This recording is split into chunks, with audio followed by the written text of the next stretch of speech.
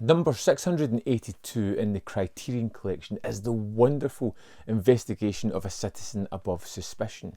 This Elio Petri movie, which came out in 1970, is a kind of wonderful play on Poliziotti movies, kind of twisting and turning them into something a little bit more. This is definitely a satire on Italy's political situation at the time, and has a lot of fun with that throughout the movie. Now, the first thing I kind of noticed about this one is the wonderful score by Ennio Morricone. Very playful, very much like a sort of mystery puzzle piece kind of music, and as the film goes on, it slowly deteriorates, where throughout that reoccurring theme, the wrong note is played. It becomes disjointed, it becomes a little bit a kind of bastardised version of the original, as the kind of plot loses structure later on, loses hold of reality, so does the music. And it's just wonderful, and it's so effective and fun, and just gets to the heart of this one. At the start of this, we are introduced to a character who is having an affair with a woman. They seem to have this role-playing game where they're talking about murder and crime scenes, and as they meet up, she's like, "How are you going to kill me today?" And he says, "I'm going to slit your throat." And then they kind of have sex, and then he literally does the act, killing this woman.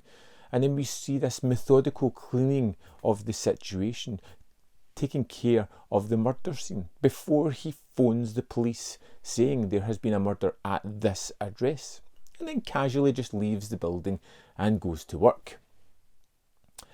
What I wasn't expecting is that this is the chief of police. This is a man who's getting a promotion to an even bigger job. He is in power. He is part of this system. He is a citizen above suspicion. He is the man driving this case.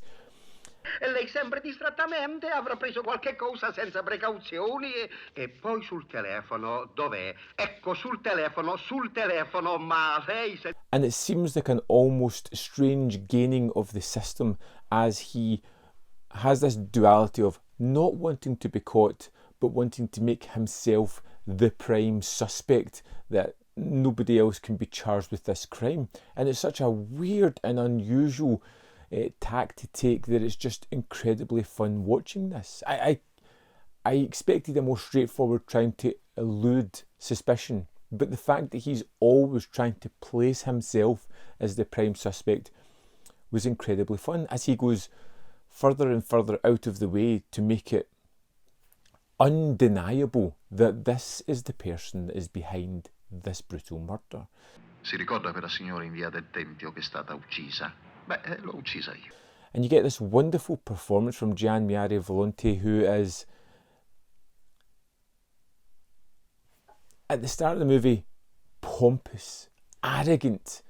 He feels above the law because he is. He's always talking down to people or giving these grand statements of what he's going to do.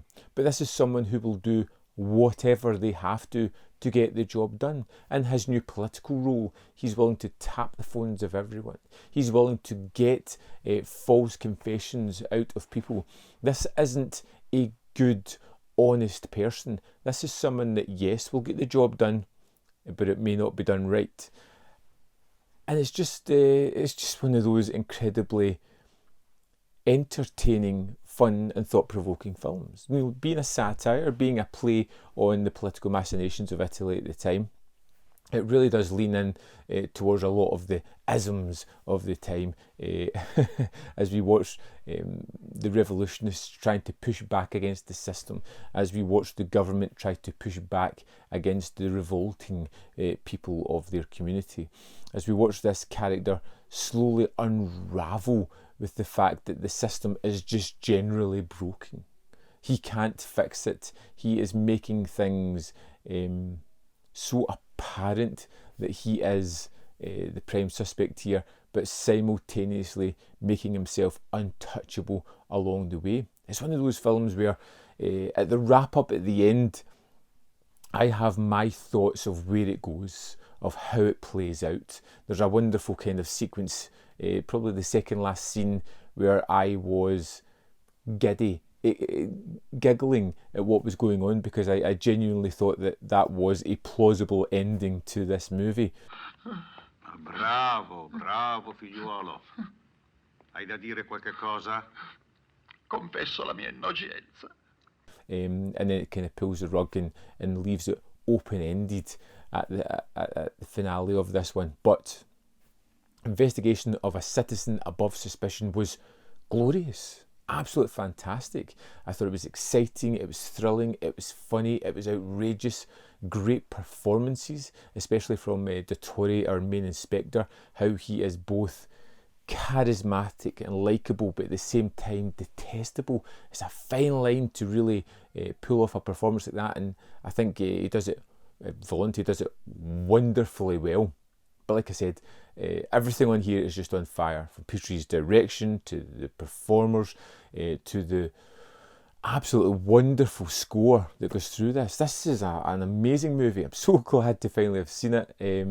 Terrific, absolute terrific. I would highly recommend picking up Investigation of a Citizen Above Suspicion. If you like Policio Techie and you want something a little bit smarter, a little bit more cultured, a little bit more thought out, this is definitely the pinnacle of that kind of subgenre.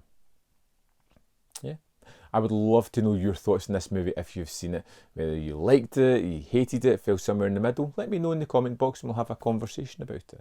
Hit this video with a like because I really appreciate it, and maybe I'll do more Criterions because of that. There's more content up here. You want to see more of my stuff, and in the description box below are links to the Patreon, the membership program, manvfilm.com, all ways in which you can support my channel. Thanks for watching, and I'll see you next time.